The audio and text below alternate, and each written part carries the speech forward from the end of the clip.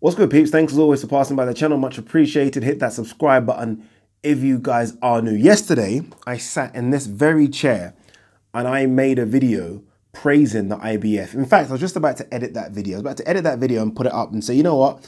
Credit to the IBF in what they've done with this Canelo ruling that Canelo has to face their mandatory, Derevchenko, and they gave him up until August to do so. If he can't come to agreement, then he will probably be stripped. And I was like, you know what?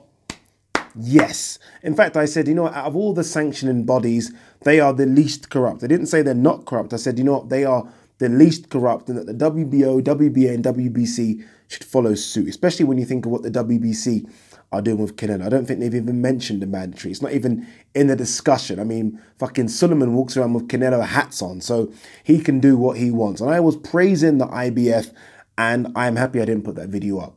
That was yesterday. Shout out to the IBF, right? I've always said on this channel when people have asked, I've always said that I think the IBF are the best out of the big four, probably the least corrupt.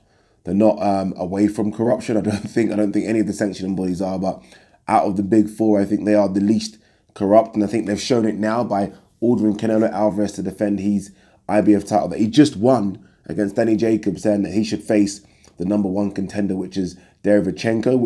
Today, we have found out that the IBF said, you know what, no, we made a mistake, and that Canelo pretty much can do what he wants.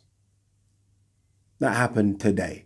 So in 24 hours, they've gone from Derevchenko to, no, sorry, you can do what you want. I kind of tried to paint the picture in my head as to what has happened in between those 24 hours. They've left a statement saying the reasons why, but I'm going to kind of play a picture in my head as to really what happened. So I'm guessing an office junior, someone new in the IBF organization, probably typed up this letter and like, you know what, we're going to do it the right way. I'm an office junior, I'm new at the job, typing up this letter to Canelo and his team. Dear Mr. Sullivan, sorry, I'm joking, but dear Mr. Canelo Alvarez, sorry, Canelo Saul Alvarez, this is what you have to do. And they sent it off, right? And I can imagine that office junior knocking on the door of his boss, very proud, chest up.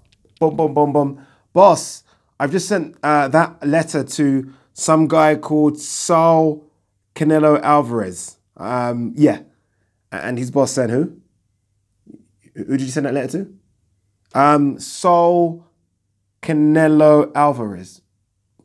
Just as you told me to. I told you to send it to who?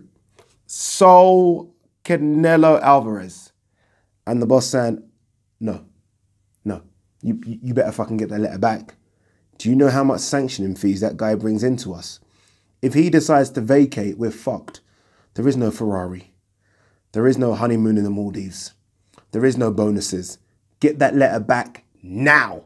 Saul Alvarez will bring in more sanctioning fees to the IBF than anyone else. More so than Joshua, more so than Spence, than anyone else. So yes, it sounds pretty good, but the idea of the IBF trying to force Canelo what to do, please. Canelo would have looked at that belt and put it in the bin. I mean, he decided to kind of throw away a belt when the WBC tried to force him to fight GGG. As much as he wants to unify the title, no one tells Canelo what to do. And the IBF, I think, quickly decided this isn't a fight worth fighting. We want and need those sanctioning fees, and we would much prefer Canelo to fight for our belt than Derevchenko to fight, I don't even know who is ranked #3 or #2 in the IBF. Don't know. I don't know, but it's not going to be a big name. Who would you prefer holding your belt?